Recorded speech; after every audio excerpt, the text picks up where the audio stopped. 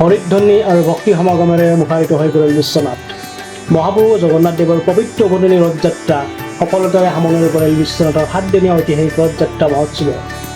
7 দিন পূৰ্বে ভক্তসকলৰ অপাৰ আনন্দ উল্লাসৰ মাজত মহাপ্ৰভু জগন্নাথ, ভাতৃ বলভদ্ৰ আৰু ভগ্নী সুভদ্ৰা বিশ্বনাথত ধৰ্মশালাস্থিত মাহীয়কৰ ঘৰলৈ নিয়া হৈছিল।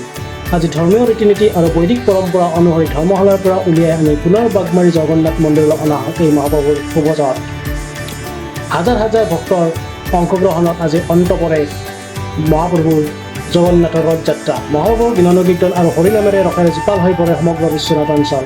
বিশ্বনাথৰ পৰা নিৰঞ্জন দাসৰ ৰিপৰ্ট, অসম লাইভ 365। 5000 বছৰ আগৰে পৰা এই ব্যৱস্থা ভাৰতবৰ্ষত চলি আহিছে। ভগৱান শ্ৰীকৃষ্ণ,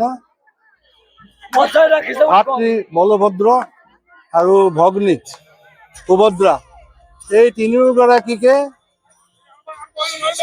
যি যাত্ৰা হয়, নিজৰ ঘৰৰ পৰা বোলে মাহীয়েকৰ ঘৰলৈ যায়।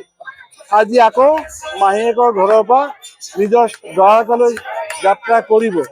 সেয়েহে বহু বছৰৰ পৰা এই অঞ্চলৰ মানুহে এই যাত্ৰা অনুষ্ঠিত কৰি আহিছে।